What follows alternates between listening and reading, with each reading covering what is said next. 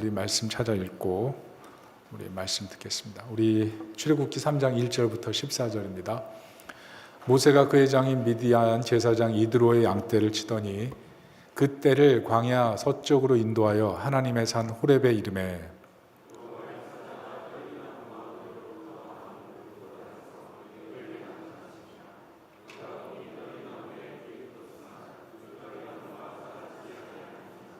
이에 모세가 이르되 내가 돌이켜 가서 이 큰 광경을 보리라. 떨기나무가 어찌하여 타지 아니하는고 하니 그때에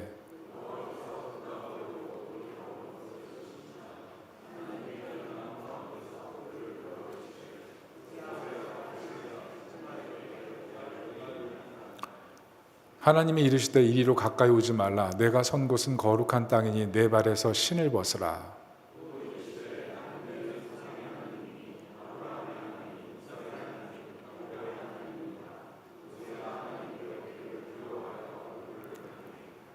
여호와께서 이르시되 내가 애굽에 있는 내 백성의 고통을 분명히 보고 그들이 그들의 감독자로 말미암아 부르짖음을 듣고 그 근심을 알고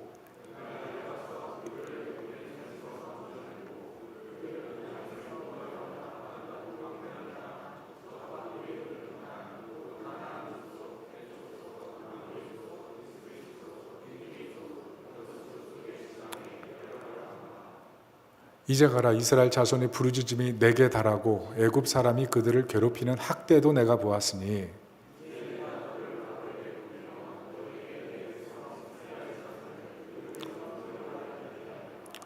모세가 하나님께 아뢰되 내가 누구이기에 바로에게 가며 이스라엘 자손을 애굽에서 인도하여 내리까.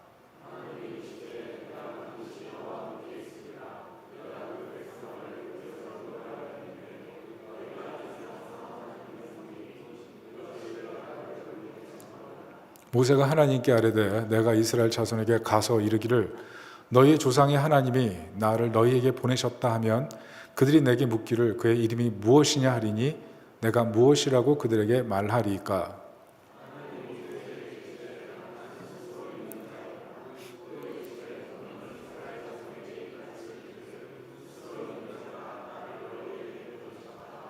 아멘. 자리에 앉아 주십시오. 하나님을 알아가는데 힘쓰라 라는 제목으로 말씀을 전하겠습니다. 창세기, 출애굽기, 레위기, 민수기, 신명기 이 5개죠. 모세오경이라고 하는데 이것을 토라라고 합니다. 토라라의 뜻은 율법, 가르침 이런 뜻이에요. 그래서 출애굽기 17장 14절을 보면 하나님께서 모세에게 이 말씀을 가르쳐라 그러면서 기록하라 이렇게 하셨죠. 그래서 이 모세오경의 저자는 모세다 이렇게 말할 수가 있습니다. 자, 그렇다면 출애굽기 오늘 본문 우리가 살펴보는 이 내용에서 말하는 것은 무엇입니까? 3가지입니다. 첫째는 아브라함과 언약을 맺으신 하나님이 이스라엘을 기억하셨다. 둘째는 그 이스라엘을 가나안으로 이끄신다. 셋째는 가나안으로 이끄는 그 이스라엘 백성들의 영적인 태도, 신앙의 태도, 그것을 바로잡는다. 이게 3가지입니다. 그래서 출애굽기와 창세기는 떨어질 수가 없어요. 왜냐하면 창세기 마지막이 요셉의 유언인데 요셉이 말하기를 너희가 머무를 곳은 여기 고센이 아니라 가나안이다 이 얘기를 하거든요. 그래서 하나님께서 모세를 보내셔서 이스라엘 백성들을 400년 후에 이끄시는 내용, 이게 출애굽기입니다. 그러니까 창세기, 출애굽기는 연결되어 있는 거죠. 그래서 창세기는 구원 약속이다 이렇게 생각하면 됩니다. 구원 약속, 아브라함에게 모든 인류를 구원하실 것이라는 구원 약속. 출애굽기는 구원 실행, 하나님께서 모세를 통해서 그 일을 이루신다. 오늘부터 해서 이제 출애굽기를 읽어야 되는데 여러분 한 주간 동안 이 흥미진진한 얘기를 읽으면서 많은 감동과 기쁨이 있기를 바랍니다. 자, 그렇다면 출애굽기 핵심은 뭡니까? 핵심은 뭐냐면 하나님이 누구시냐에 대한 거예요. 왜냐하면 이스라엘 백성들을 이끌어서 어디서 뭘 해요? 호렙산에서 예배하거든요. 그게 출애굽기의 목적이에요. 가나안에 들어가기 전에 이스라엘 백성들로 하여금 하나님 앞에 온전한 예배자가 되게 하는 것, 그게 출애굽기의 목적입니다. 그래서 출애굽기에서 이 예배를 위해서 뭘 하냐면 하나님이 누구신지를 알려주는 것, 이게 출애굽기 전체의 내용이에요. 특별히 반복되는 내용이 뭐냐면 내 백성을 보내라 그들이 나를 섬기리라 이렇게 얘기하거든요. 이게 3번이나 반복이 됩니다. 근데 이 섬기리라는 단어가 히브리어로 아바드예요. 근데 이 아바드가 하나님이라는 단어와 명사와 딱 같이 존재할 때는 뜻이 바뀝니다. 경배하다, 예배하다로 바뀌어요. 무슨 말이에요? 출애굽하는 목적이 예배라는 거죠. 그래서 예배란, 우리가 예수 믿고 구원받고 교회 다닌다는 것은 단순히 잘 먹고 잘 살자는 게 아니라 하나님의 원래의 뜻, 예배자로의 부르심이라는 것, 그것을 기억해야 된다는 겁니다. 발견할 점이 오늘 세 가지인데요. 첫째는 하나님을 만나기 전과 후의 모세가 다르다는 겁니다. 몇몇 집사님들 만나보니까 하나님 만난 경험이 있더라고요. 그 만난 경험 때문에 사업을 하고 공부를 하고 사람을 만날 때 하나님의 영광을 위해서 만난대요. 하나님의 영광을 위해서 일을 한대요. 하나님의 영광을 위해서 공부를 했대요. 만난 전과 후가 확연히 달라요. 고난이 많았던 집사님이 계셨더라고요. 그런데 그 집사님 얘기해 보니까 하나님 찾아오셔서 나를 만나 주셨습니다. 그거 하나예요. 그 하나가 인생의 첩첩산중 같은 인생을 헤쳐나오게 만든 힘이 됐다는 것입니다. 모세도 마찬가지예요. 모세 어떻게 보면 굉장히 실패한 인생 아닙니까? 입지전적의 인물에서 바닥으로 추락한 사람, 이렇게 왕궁의 삶에서 광야의 삶으로 떨어진 사람이 성경 어디에 있습니까? 인생을 돌아보면 행복할 것만 같던 그런 꿈이 산산이 깨져버린 사람, 그게 모세 아닙니까? 알다시피 애국 공주의 양자로 입적됐잖아요. 역사적으로 보면 그 이름이 핫셉수트인데 남편이 죽으면서 이 핫셉수트가 애굽의 왕이 됩니다. 그래서 실제로 왕이 설 1위가 모세예요. 그런데 지금 양치기 하고 있잖아요. 그리고 어떻습니까? 이 모세의 부모가 살고 있던 곳은 고센입니다. 고센. 여기 목축업하는 이스라엘 사람들이 사는 곳. 그리고 왕궁은 저 밑에 멤피스라는 곳에 있어요. 모세는 이 양쪽을 왔다 갔다 하면서 살았단 말이죠. 그러니까 정체성이 두 가지가 있는 거예요. 고센의 정체성, 고센의 정체성, 그리고 멤피스의 정체성이 있는 거죠. 나는 누구의 편에 서야 될 것인가? 이 고민을 하다가 누구 편에 섭니까? 이스라엘 편에 섰지만 지금은 떨기나무 같은 인생이 되어버린 거죠. 볼품없고 제목이 아니고 가치가 없는. 더구나 동족들이 배척했죠.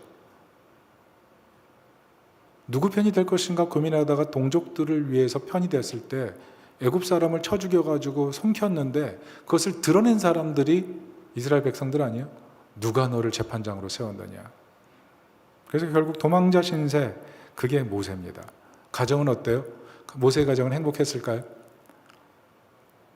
엄밀히 들여다보면 모세는 가정생활에서 그렇게 행복하지 않았다, 이렇게 추측해 볼 수가 있습니다. 왜냐하면 하나님으로부터 소명을 받고 십보라 자기 아내와 그리고 두 아들을 데리고 내려갈 때 거기서 갈등이 생겨나잖아요. 그래서 이 십보라가 아들 데리고 돌아가 버려요. 그래서 이 모세가 출애굽할 때 이 전체 이 출애굽기 내용을 보면 십보라가 나중에서야 돌아오는 내용들이 보입니다. 광야 생활 하는데 자기 가장 가까운 사람이 자신의 마음을 알아주지 못하는, 그럴 수 있죠. 왜냐하면 모세는 궁중에서 의학, 역사, 그리고 지리, 리더십, 군사, 예술, 이런 모든 부분에 조예가 깊은 왕의 리더십을 배운 사람인데 양치는 여인과 같이 살면서 생기는 갈등, 더구나 억센 여인과 살면서 생기는 갈등, 거기서 생기는 엄청난 고독감, 그게 모세였다는 거죠. 그래서 오늘 본문에 보면 이 떨기나무가 나오는데 떨기나무는 딱 모세를 상징하는 거예요. 그런데 그 떨기나무에 하나님의 불이 붙었을 때 어떻습니까? 엄청난 영광이죠. 모세도 마찬가지예요. 하나님을 만나기 전에는 그냥 떨기나무 같은 인생에 불과했어요. 그렇지만 하나님의 불이 임했을 때는 꺼지지 않는 하나님의 영광, 그게 모세의 삶이었죠. 여러분, 살다 보면 인생의 여러 가지 우여곡절을 만나게 되는데요. 그때가 바로 이렇게 하나님을 만나야 될 때인 줄 믿습니다. 특별히 오늘 하나님께서 모세를 만나실 때 어떤 모습으로 찾아옵니까? 호렙산에서 타향살이 할 때, 가장 마음이 힘들 때, 그러니까 우리 마음이 힘들 때가 사실 하나님이 우리의 은혜를 가장 많이 부어주실 수 있는 그때예요. 물은 가장 밑바닥부터 채워진다 그러잖아요. 그리고 하나님께서 어떻게 하십니까? 보고 듣고 아시는 하나님, 이스라엘의 고통을 들으시고 보시고 그것을 통촉하기 위해서 내려가시는 하나님, 함께 하시는 하나님, 그리고 무엇보다 하나님은 스스로 있으신 하나님. 우리 같이 한번 출애굽기 3장 13절 14절 읽어보겠습니다. 시작. 모세가 하나님께 아뢰되 내가 이스라엘 자손에게 가서 이르기를 너의 조상의 하나님이 나를 너에게 보내셨다 하면 그들이 내게 묻기를 그의 이름이 무엇이냐 하리니 내가 무엇이라고 그들에게 말하리이까. 하나님이 모세에게 이르시되 나는 스스로 있는 자이니라. 또 이르시되 너희는 이스라엘 자손에게 이같이 이르기를 스스로 있는 자가 나를 너희에게 보내셨다 하라. 종교개혁자 칼빈이 그런 얘기를 했어요. 영어로 하면 이게 I am who I am, 나는 나다 라는 얘기지만 히브리 원어로 보면 나는 내가 될 것이다 이런 뜻이에요. 그러니까 이 하나님의 존재 자체가 우리가 측량할 수 없는 분이에요. 스스로 존재하시는 분. 어디서 출발했는지 어디서 끝나는지 알 수 없는 영원성. 그 영원성의 존재가 모든 피조물의 주인이고 시간의 주관자고 역사의 주관자. 그러나 끊임없는 사랑과 신뢰로 함께 하시는 분, 그분이 모세에게 나타나셔서 얼마나 모세를 기뻐하시는지를 알려주셨다는 거죠. 중요한 것은 무엇입니까? 이 모세가 하나님을 만나기 전까지의 40년의 시간, 이 40년의 시간이 모세에게는 헛된 시간처럼 여겨졌거든요. 우리가 고난당할 때 그러죠. 내게 왜 이 시간을 허락하셔서 나를 이렇게 힘들게 하십니까? 그런데 모세가 그 시간을 헛되이 보냈나요? 아니에요. 그 광야 40년을 지내면서 광야에서 이스라엘을 이끌 수 있는 리더십을 함양했어요. 왕궁에서는 칼의 리더십을 가졌다면 광야에서는 양을 섬기면서 섬기는 리더십을 배우고 사람이 다 바뀌었다는 거 아니에요? 결국 이 훈련이 끝나니까 하나님 찾아오신 거예요. 그러니까 우리 인생에 헛된 시간은 없어요. 우리 인생이 지나올 때 참 그때 그 선택하지 말 것을 더 이상 그 생각하지 마세요. 다 그 생각까지 합력해서 가장 아름답게 만드시는 분이 하나님이란 사실, 그 하나님의 능력 거기에 신뢰를 두고 자신의 지나간 실수와 아픔에 더 이상 무게를 두지 않는 그런 지혜가 있어야 된다는 거죠. 오늘 모세 보세요. 보낼 만한 자를 보내소서 5번이나 거절하잖아요. 하나님 쓰시겠다고 하고 임하시겠다고 하는데 뭐 이렇게 교만한 사람이 다 있습니까? 나는 입이 뻣뻣합니다. 혀가 둔합니다. 보낼 만한 자를 보내소서. 계속 거절하잖아요. 하나님 임하시겠다는데도, 하나님 내 인생 바꿔주시겠다는데도 과거에 고착돼서 미래를 향해 나가지 않겠다는 그 마음, 내가 내 인생을 다 알고 있는 것처럼 그렇게 생각하는 그런 마음. 그런데 하나님께서 어떻게 하세요? 설득하셔서 모세를 애굽에 내려 보내시잖아요. 그렇다면 우리 인생을 살면서 마음속에 생기는 여러 감정, 잠여물들이 있잖아요. 내가 왜 그때 그랬을까? 후회. 그리고 지금 자신을 바라봤을 때 내가 대단한 존재가 아닌 거예요. 소중한 존재가 아닌 거예요. 자신을 바라볼 때 그렇게 사랑스럽지 못하게 보는 그런 마음. 그런데 그런 모세를 부르셨다면 여기는 모두에게 하나님의 기대와 소망이 있고 꺼지지 않는 그 영광으로 함께 하실 하나님, 그 하나님이 우리를 부르신다는 사실 때문에 소망과 믿음 가지시기를 예수님의 이름으로 축원합니다. 우리 출애굽기 말씀도 있지만 시편 말씀과 요한복음 말씀이 참 은혜가 되어서 말씀을 올립니다. 같이 한번 읽어보겠습니다. 시작. 그가 사모하는 영혼에게 만족을 주시며 줄인 영혼에게 좋은 것으로 채워주심이로다. 나의 계명을 지키는 자라야 나를 사랑하는 자니 나를 사랑하는 자는 내 아버지께 사랑받을 것이요 나도 그를 사랑하여 그에게 나를 나타내리라. 떨기나무 그곳에 하나님의 영광을 보셨다면 내가 아무리 지금 생각할 때 볼품없고 제목이 아니고 유능감이 떨어진다 할지라도 하나님 내게 임하셔서 더 놀라운 일을 하실 수 있다는 것, 그 하나님을 사모하고 만나기를 사모하는 은혜가 있기를 축복합니다. 두 번째는 하나님께서 애굽에 보이셨던 10가지 재앙의 목적, 그것이 예배였다는 겁니다. 결국 떠밀리나무 불꽃 가운데 하나님을 만나서 예배자로 거듭난 게 모세의 얘기였다면 결국 그 예배자가 된 모세가 이스라엘 백성들에게 가서 그 애굽에 보여준 10가지 재앙이 예배로의 초대였다는 것입니다. 그 예배로의 초대, 첫 번째가 뭡니까? 나일강을 심판하십니다. 나일강이 뭡니까?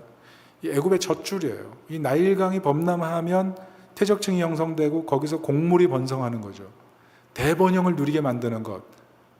이 곡물을 팔아서 재화가 되고 이게 애굽 전체를 돌면 그것이 풍요 아닙니까? 그런데 이 나일강을 심판하는 거예요. 물이 피가 되게 하고 거기서 개구리가 올라오게 해서 애굽 사람에 있는 모든 식탁을 더럽히고 모든 음식을 더럽히고 모든 의복을 더럽혔을 때 애굽 사람들의 마음이 뭐예요? 우리가 그렇게 의지하고 믿던 것이 아무것도 아니구나. 특별히 개구리라는 것은 하셉트라는 그런 개구리 다산을 상징하는 헤케트 여신의 모습이라 그러잖아요. 우상을 심판하는 거예요. 그리고 땅의 신을 심판합니다. 땅의 신을 심판해요. 이 발이 악질, 악성종기.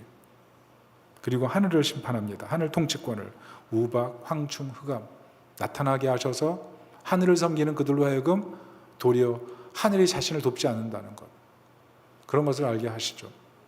결국 우상을 섬기는 것이 얼마나 헛된지를 깨닫게 해주는 거예요. 그리고 마지막으로 하는 게 장자의 죽음이죠. 어린 양의 피를 문 임방, 그러니까 문을 붙이는 양쪽 기둥, 그리고 임방 위에 아래 그쪽에 다 피를 발라서 그 피를 바른 집은 패스오버, 죽음의 사자가 넘어간다는 거고, 그 피의 능력을 믿지 않고 피를 바르지 않은 사람은 그 집에 장자가 죽는 이 끔찍한 재앙. 이게 6월절 아닙니까? 하나님의 구원의 능력, 하나님의 하나님 되심을 믿는 사람에게는 구원이 있고, 하나님의 하나님 되심을 믿지 않는 사람, 그 사람에게는 구원이 없다. 그게 6월절이에요. 이스라엘 백성들이 이 큰 사건, 이 큰 기적을 통해서 결국 출애굽하게 되는 거죠. 결국 6월절 사건이 얘기하는 것이 무엇입니까? 지금도 6월절에는 이스라엘 사람들은요, 누룩 없는 빵을 먹어요. 왜냐하면 누룩이 죄를 상징하거든요. 하나님을 믿지 않는 것, 그게 죄다는 거예요. 애굽 사람들은 하나님을 하나님으로 믿지 않았기 때문에 멸망했는데, 우리는 하나님을 하나님으로 믿었기 때문에 살았다는 거죠. 그래서 누룩 없는 빵을 먹으면서 하나님을 경배합니다. 그리고 포도주 4잔을 마지막에 계속 연거푸 들이켜요. 왜요? 승리를 상징하는 거죠. 무엇을 상징합니까? 신약으로 가보면 예수님께서 뭐라 그래요? 나는 생명의 떡이라 그러고, 예수님께서 나는 너에게 생명을 주는 피라, 이렇게 얘기하시잖아요. 결국 그 6월절이 구원을 상징하는 거고, 하나님이 오직 예배의 대상이 되신다는 것을 보여주는 거죠. 왜 그렇게 합니까? 이스라엘 백성들이요, 하나님을 섬길 때 과거에 족장의 신으로 섬겼거든요. 그러다 보니까 애굽에 오니까 애굽은 종교가 2000개예요. 애굽신이 2000개예요. 투트모스 3세 피라미드의 관을 딱 열어보고 사방의 구조물을 보니까 10만 750개가 그려져 있어요.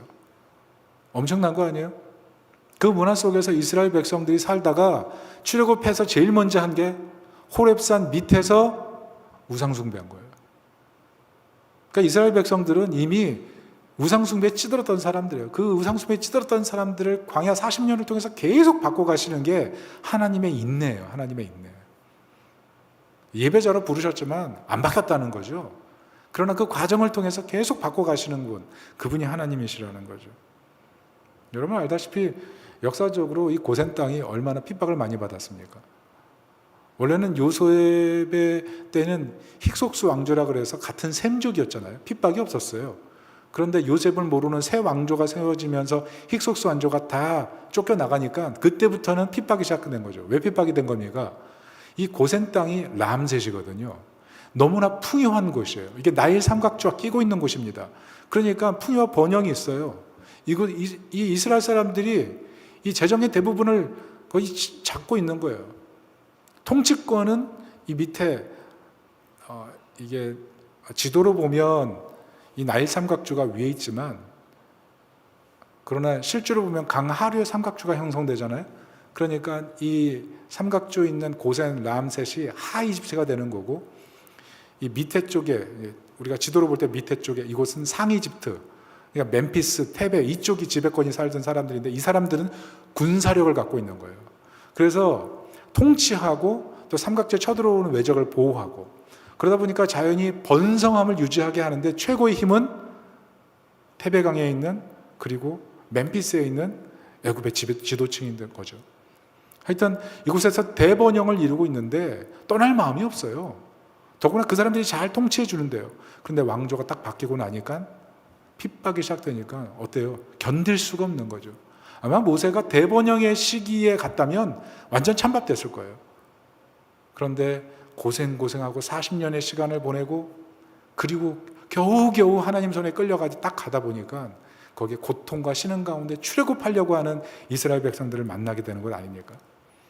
그러니까 결국 우리가 보면 기도할 수밖에 없는 문제를 하나님 주실 때 우리는 너무 그게 실망스럽지만 도리어 예배자로 바뀌는 거예요.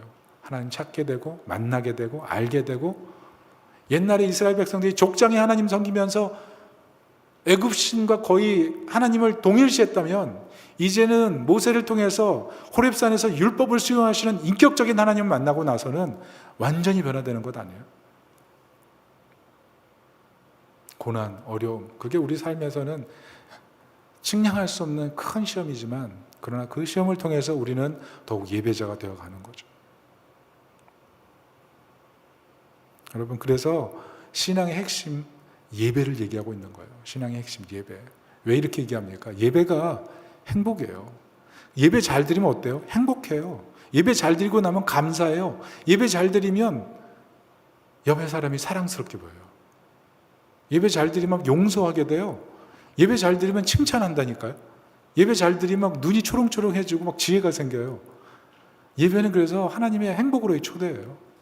예배를 잘 드려보세요. 예배를 통해서 하나님을 만나려고 해보세요.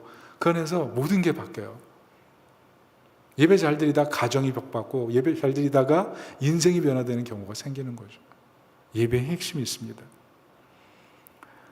자, 그래서 마지막 세 번째, 우리가 알아야 될 것이 잘못된 예배를 바로 잡으라는 거예요. 잘못된 예배. 오늘 바로왕이 얘기하는 게 뭡니까? 우리가 본문을 출애굽기를 이 3장을 가지고 보기 때문에 다 살필 수는 없지만, 출애굽하려고 할 때 바로왕이 계속 시도했던 게 뭐냐면 잘못된 예배들이라는 거예요. 그게 뭐냐면 네 가지입니다. 첫째는 이 땅에서 예배하라는 유혹이에요. 출애굽기 8장 25절인데 같이 한번 읽어봅니다. 시작. 바로가 모세와 아론을 불러 이르되 너희는 가서 이 땅에서 너희 하나님께 제사를 드리라. 무슨 뜻이에요? 예배는 마음이 중요해. 장소가 무슨 의미야? 이런 얘기예요. 언뜻 보면 정답이죠. 마음 중요해요.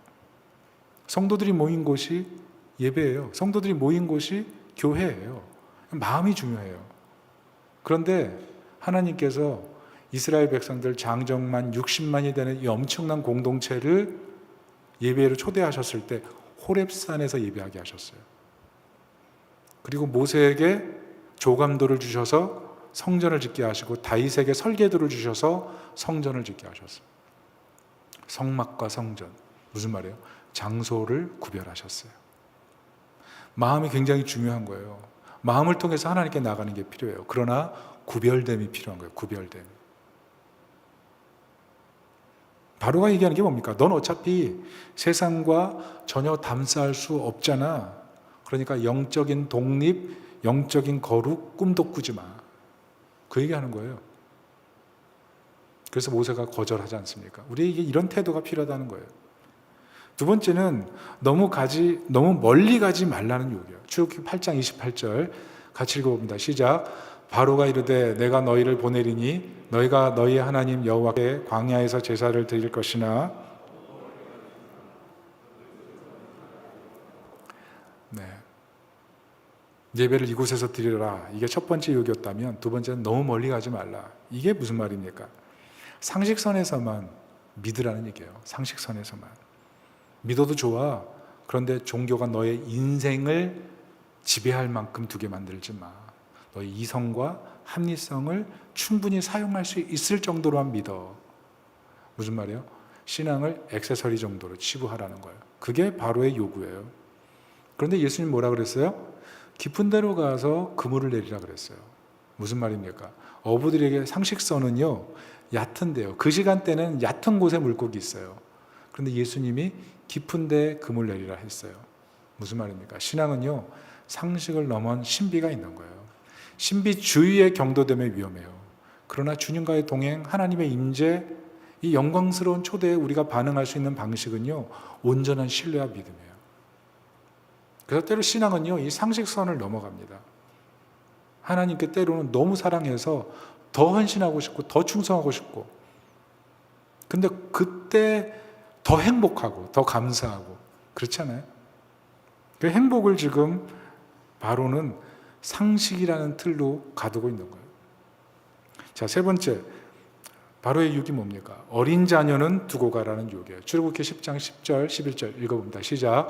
바로가 그들에게 이르되 내가 너희와 너희의 어린 아이들을 보내면 여호와가 너희와 함께 함과 같으니라. 보라, 그것이 너희에게는 나쁜 것이니라. 그렇게 하지 말고 너희 장정만 가서 여호와를 섬기라. 이것이 너희가 구하는 바니라. 이에 그들이 바로 앞에서 쫓겨나니라. 무슨 말이에요? 자녀에게 신앙은 물려주지 마라. 자녀들 남겨놓고 가라. 이게 됩니까? 사실 안 되죠. 부모 관계, 부모와 자녀 관계가 어때요? 뺄 수가 없는 거잖아요. 왜? 제가 어떤 집사님 아들 보니까 똑같더라고요. 제가 깜짝 놀랐어요. 너무 닮았어요. 그래서 그냥 저도 모르게 그것을 보면서 기쁨이 생겼어요. 근데 자기 자녀들 보세요. 너무 닮았잖아요. 보면 볼수록 사랑스럽지 않아요? 그런데 지금 놔두고 가래요. 놔두고. 말이 안 되는 거죠. 자녀를 우상으로 만드는 거죠. 더 사랑하는 거예요. 더 사랑하는 것을 흔들어가지고 예배드리지 못하게 만드는 것. 여러분, 우리가 왜 예배드리지 못해요? 내 마음속에 더 사랑하는 것을 흔들어 놔서 내 삶의 시험이 더 사랑하는 것을 흔드니까 예배드리지 못하는 거예요. 예배드리는데 집중이 안 되는 거예요. 심지어 예배드리지 않아도 잘 살 수 있겠다 싶은 거죠. 그 우상, 더 사랑하는 것, 그게 문제예요. 네 번째는 뭡니까? 재물은 두고 가라의 유혹이야. 출애굽기 10장 24절 읽습니다. 시작. 바로가 모세를 불러서 이르되 너희는 가서 여호와를 섬기되 너희의 양과 소는 머물러 두고 너희 것들은 너희와 함께 갈지니라. 희생 없는 종교 생활 하라, 이런 얘기죠. 여러분, 이스라엘은요 목축업이에요. 소와 염소, 양 너무 중요해요. 이 사람들의 생계 수단이고 재화의 수단이에요. 두고 가라 뭐예요? 미련을 애굽에 버리지 못하게 만드는 거예요. 신앙생활 하는데 하나님 앞에 나아갈 때 희생 없이 나아가라는 거죠. 더구나 제사가 뭐예요? 짐승으로 하나님 앞에 속죄하는 것 아니에요? 자신의 죄를 짐승들의 머리에 안수하면서 하나님, 내 죄를 이 양에게 묻습니다. 나를 불쌍히 여기시고 이 양의 희생을 보아 나를 용서해 주십시오. 그거잖아요. 그런데 희생 제사가 없어요? 제물을 준비하지 않아요? 그게 무슨 말입니까? 하나님을 섬김이 없는 종교로 만들겠다는 거죠. 가정도 보세요. 언제 행복해요? 희생이 있을 때 행복해요.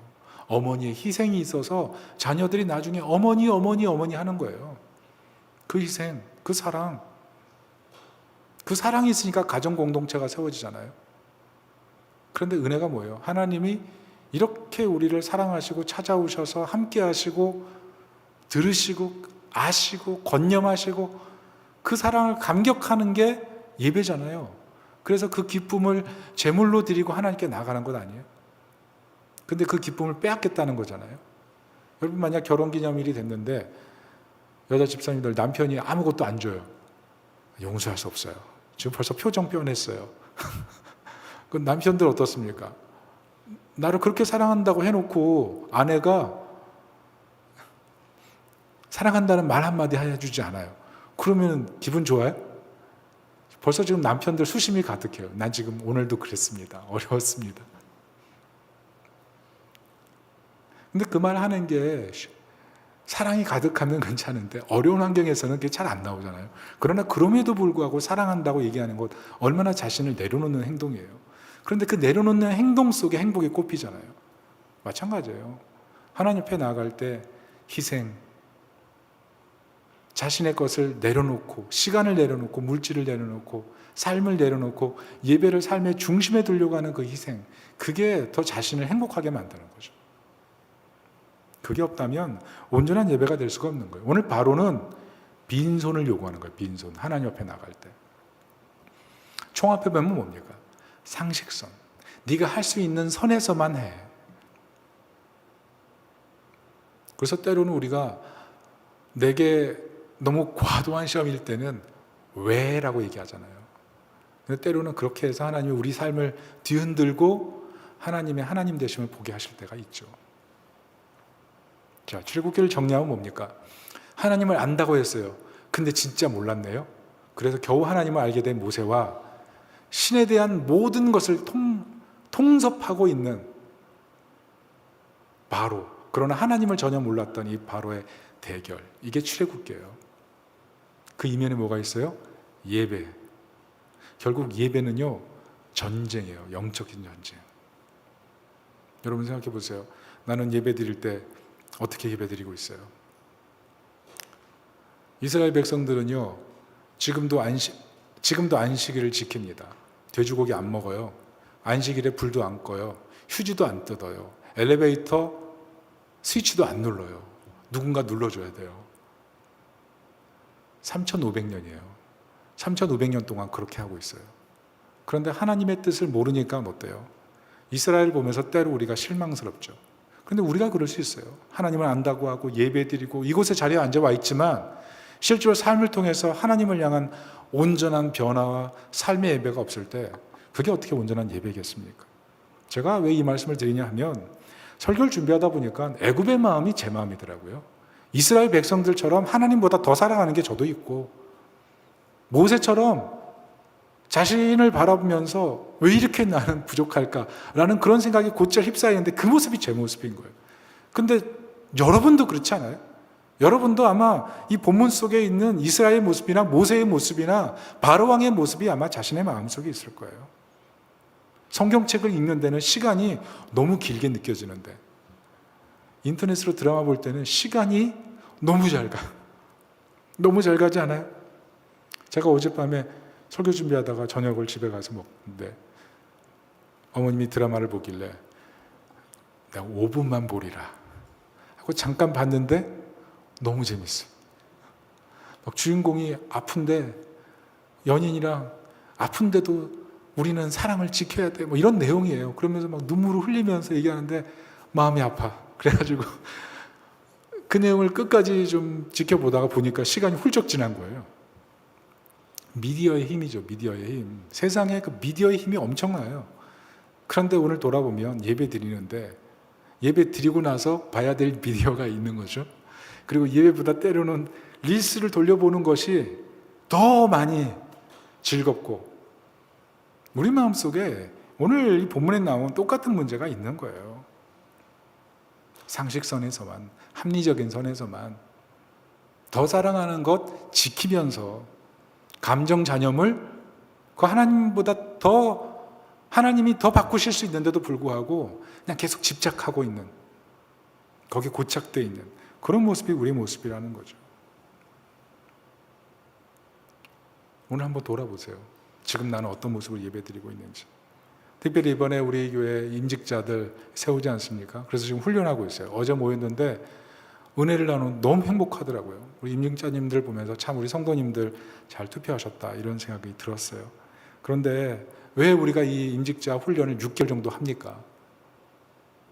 이분들이 모세와 같이 하나님을 만나고 온전한 예배자로 세워지면 이 영적인 영향력이 모세를 통해 이스라엘이 변화된 것처럼 우리 교회의 영적인 은혜의 영향력이 생겨나기 때문에 그래요. 그래서 여러분 그냥 임직자 훈련한다 그냥 광고로만 듣지 마시고 하나님 우리 교회가 살아있는 교회가 되도록 이분들을 축복해 주십시오. 이분들이 예배의 본이 될 수 있도록 축복해 주십시오. 이분들이 하나님 나라 운동을 할 수 있는 그루터기가 될 수 있도록 사용해 주십시오. 이런 기도를 드릴 수 있기를 바랍니다. 여러분 제가 왜 이렇게 예배를 길게 강조합니까? 왜냐하면 하나님이 예배를 받으시기 전에 우리를 예배하셨기 때문에 그래요. 어떻게 예배하셨어요? 부모는요 자녀 뒷모습만 봐도 자녀가 어떤 상태에 있는지 대충 감을 잡아요. 좋잖아요. 그런데 하나님이 우리를 보실 때 예배할 수 없는 상태예요. 그래서 하나님께서 하신 일이 자신의 아들을 희생제물로 바치시고 우리를 예배하셨어요. 그러잖아요. 그게 예배예요. 하나님의 예배의 시작이 거기였어요. 그런데 우리는 지금 어떤 예배자로 서 있는지를 생각해 보세요. 여러분 예수님 누구세요? 예수님 사람이세요? 예수님 사람이었습니까? 아니요, 사람 아니었어요. 하나님이셨어요. 사복음서에 보면 예수님이 기적을 일으키시는 현장에는 분명히 똑같은 단어가 계속 기록되어 있는데 그 단어가 뭐냐면 두려워하다예요. 떨기나무 불꽃 가운데서 모세가 두려워했던 감정을 사람들이 예수님의 이적을 보면서 다 같이 느꼈어요. 그분이 하나님이세요. 그분이 성령을 보내셨고요. 그리고 친히 요한복음에서는 I am who I am 계속 반복해서 얘기하잖아요. 내가 그니라. 자신의 존재 증명하고 죽으시고 부활까지 하시고 승천하시잖아요. 그런데 그분이 우리를 사랑하셔서 죽으셨어요. 여기 지금 자녀 키우는 분들 누군가의 죄를 위해서 자녀를 희생한다고 생각해 보세요. 가능해요? 그런데 그분이 하나님이세요. 그 하나님이 우리를 위해서 다 포기하신 것. 그게 예배의 시작이에요. 진정한 예배의 시작. 그러므로 지금 우리 마음이 어떤 상태에 있는지는 전 다 알 수 없어요. 그러나 분명한 거 하나 따라합시다. 하나님이 나를 사랑하신다. 네, 하나님이 우리를 사랑하세요. 하나님께서 모세를 찾아오신 것처럼 우리를 만나기 원하시고 우리를 단단히 빚어가셔서 온전히 예배를 통해서 우리 인생을 바꾸기를 원하세요. 이 초대에 기쁨으로 응답하실 수 있기를 예수님의 이름으로 축원합니다. 아멘.